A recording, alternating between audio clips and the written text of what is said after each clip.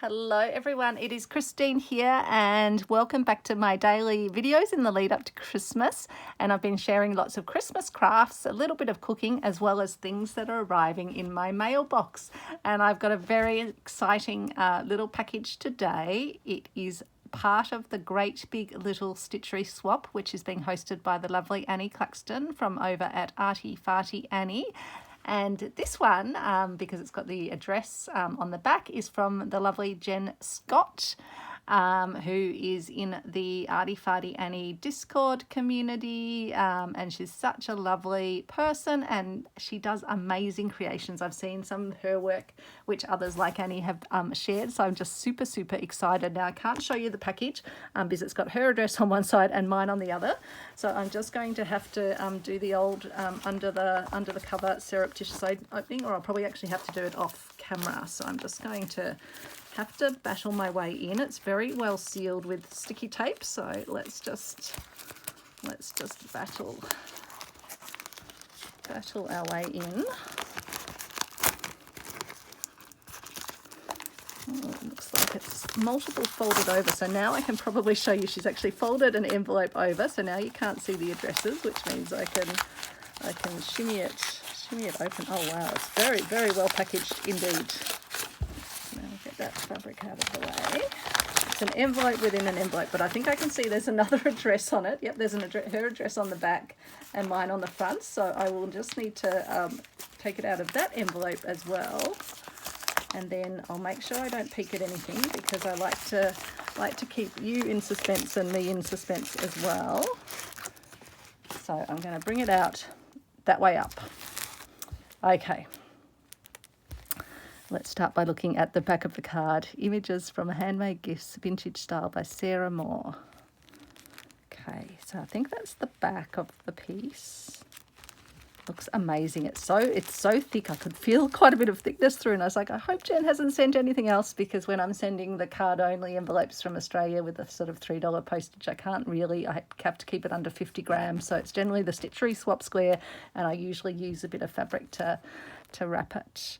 Okay, so we'll leave that and let's have a look at the front of the card.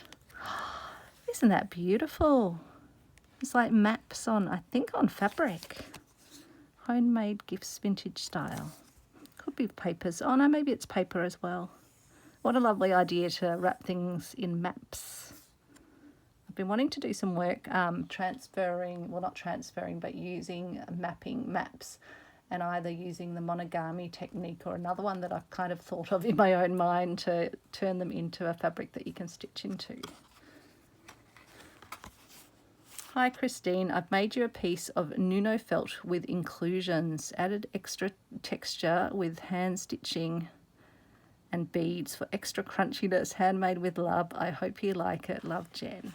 I'm sure I'm going to like it, Jen. I'm so excited. Okay, well, let's take it out so we can feel.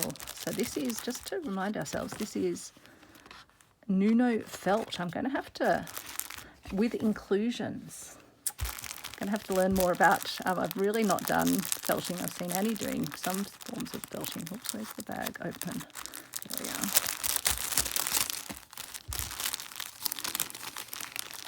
I'm getting to feel the crunchiness on the other side. You can't feel it, unfortunately. It's not. I wish it was feel-o-vision as well. So let's bring this up and just get it in frame.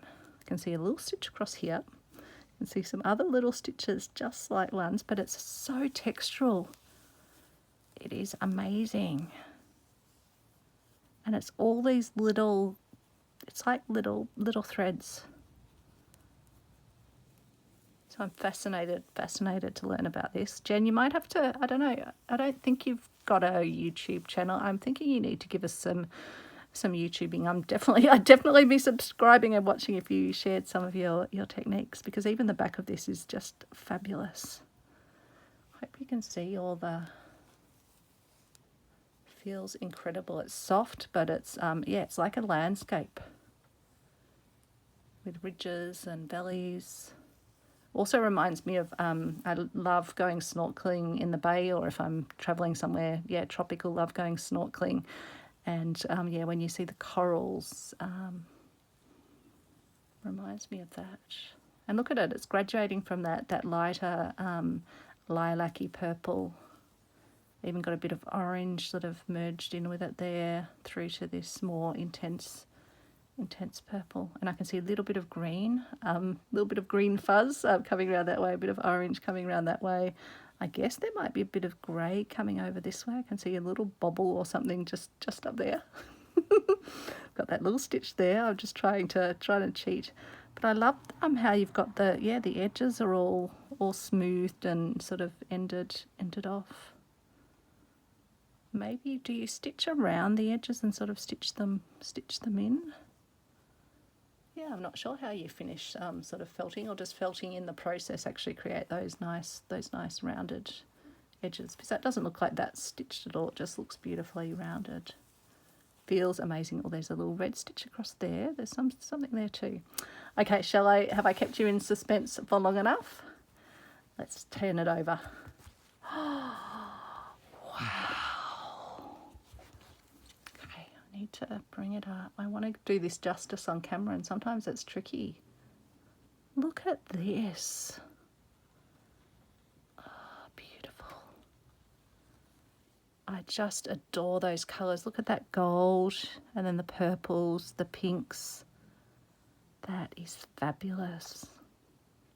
I've actually just been, finishing off Jenny's piece, which I've popped in the envelope and into the post, because I'd said that even though this arrived a day ago, until I've finished her piece and got it off on its way, I couldn't open it. But this has got some similar colours that I have used, not all of them, and my technique's very different from Jen's, but this is just exquisite.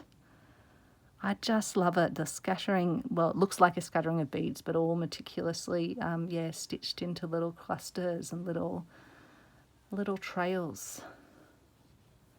And it feels so amazing. This is one that I could just run my fingers over and feel look, even these little gems or little rocks that have, look at that beautiful little green one. And then the stacking of beads. I'd just been watching a Sarah Humphrey video as well, where she was talking about all different beading techniques, including stacking. Is that a little piece of metallic thread?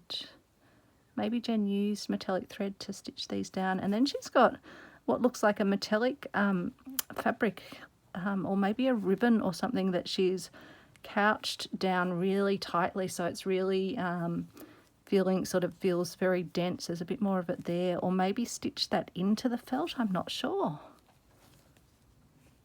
but it feels amazing too. And more of those beautiful little gems, all sorts of beads, but in the wonderful colours that go so well with this. So the golds, but then also the contrast of greens and reds, even pinks.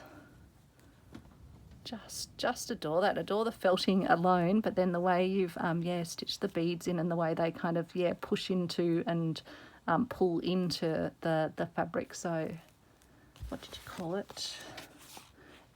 Beads for extra crunchiness, extra texture with hand stitching, and felt with inclusions. Look at those little gems there.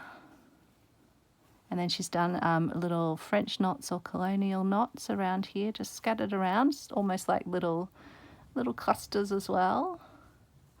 And there's a beautiful endy bit of, I almost get those similar ends. In fact, Jen, when you're eventually watching the video of the making of your piece, you'll see me talking about the ends of the razzle thread that I use. And that's a beautiful purple and blue variegated, which again was something common to something that I was using before. So how funny that we've actually worked totally separately, and there's some common elements between our pieces we've stitched for each other. I love that. That's why I didn't want to open it. I didn't want her piece to influence the direction I took in mine, but I'm fascinated looking at them. Look at that. There's little gleamy things under the surface here. Can you see the little pinky shimmery things?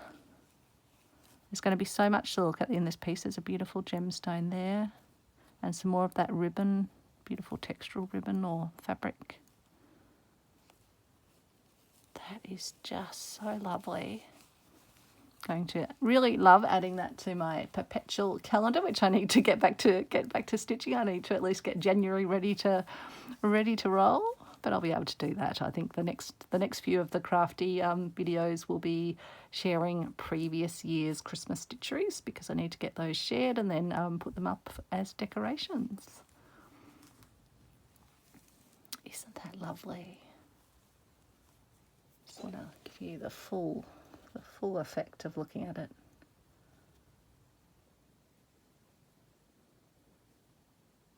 That is beautiful.